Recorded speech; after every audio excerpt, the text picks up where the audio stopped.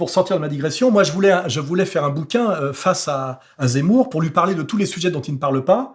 Nolo n'était jamais qu'un deuxième choix, un pis-aller, et c'est bien révélé pour ce qu'il est, parce que je rappelle que j'ai fait un bouquin avec Nolo, alors il a dit contre moi, où je l'ai dominé intégralement, ce qui lui a été reproché. Vous écrivez même des livres avec Alain Soral. Contre Alain Soral ? Oui, mais avec.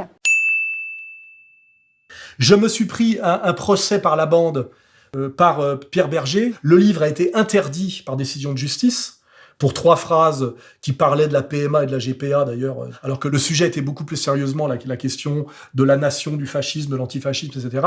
Je rappelle que Nolo m'a lâché en plein tribunal et a pris parti pour Pierre Berger contre moi, donc il s'est comporté comme un dégueulasse, pour ne pas être co-condamné avec moi. Hein. Et donc maintenant, il sert de faire-valoir intellectuel à Cyril Hanouna. Éric Nolot. Je veux dire, il y a quand même quelque chose qui me dérange beaucoup, ce sera ma dernière intervention, c'est que j'ai l'impression que s'agissant de Yann Moix, on ne veut pas la justice, mais on veut la vengeance contre lui. Et là, Cyril Hanouna, on est toujours dans le même problème. Problème Zemmour, on voit qu'on a un commissaire politique pour chaque secteur en France. Hein. Maintenant, il y a celui qui s'occupe de la médecine à la télé, là, comment il s'appelle lui ? Mercredi soir, le docteur Michel Simès et son assistante Géniane Walker auscultent les personnalités. À 20 ans, il n'y avait rien ? Pas de poil plus bien. Simès, qui était pourtant un mâle blanc de plus de 50 ans, mais lui, au lieu de sauter, il a été promu. Donc, à mon avis, comme d'ailleurs me le faisait comprendre Bigard récemment quand je l'ai croisé, et c'est pas juste mâle blanc de plus de 50 ans qui doit dégager. Hein. Je le répète, droit dans mes bottes et droit face à la c'est le mâle goy de plus de 50 ans qui doit dégager. N'est-ce pas, Thierry Ardisson ? Vous avez été viré, vous êtes parti. Écoutez, on m'a proposé la moitié de ce que j'avais. Donc c'est me virer. Parce que quand vous avez une certaine somme pour faire une émission, on vous dit l'année prochaine, tu auras la moitié. Moi, je considère que c'était pas négociable en plus. Donc j'ai été effectivement viré, oui. Hein, malgré toutes les soumissions, toutes les allégeances, toutes les trahisons.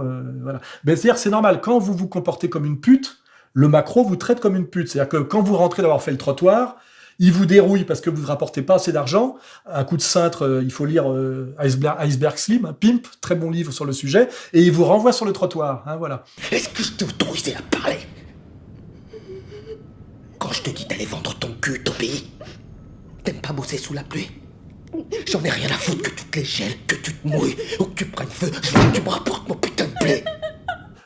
Et ça, c'est le côté dégueulasse de l'époque. Cette communauté qui nous dirige ne met en place que des retournés, des traîtres, des ventres mous, des bouffons. Et ça détruit les élites françaises et ça provoque des anti-élites. Et c'est ça le vrai problème de fond sur le plan culturel. Et Nolo incarne parfaitement ça.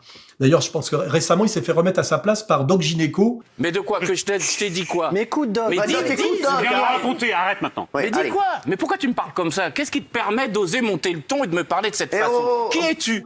Qui lui a justement demandé d'où il parlait lui et pour qui il se prenait. Hein, voilà. Et je serais pas mécontent qu'à un moment donné, Doc Gynéco, qui est pas le pire de tous, remette même physiquement à sa place Éric Nolot. Il le mérite, hein, parce qu'à un moment donné, il va falloir sortir la machine à baffe. Hein.